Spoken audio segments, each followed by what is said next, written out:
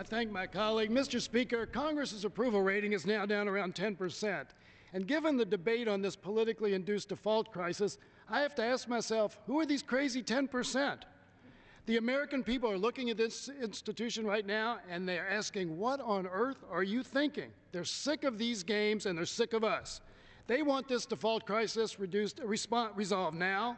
They definitely don't want to repeat it 6 months from now, and they understand that a real solution means a real compromise. Our constituents have made it clear they want shared sacrifice, where millionaires, billionaires, and oil companies contribute their fair share. They want their Social Security and Medicare benefits to be protected. But this bill, the Republican default agenda, does none of that.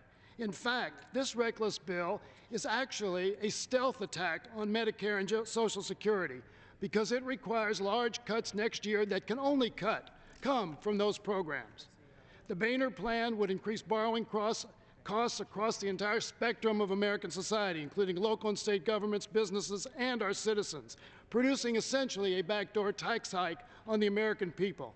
It does all this damage to seniors and middle-class families while sparing the wealthy from even the slightest inconvenience.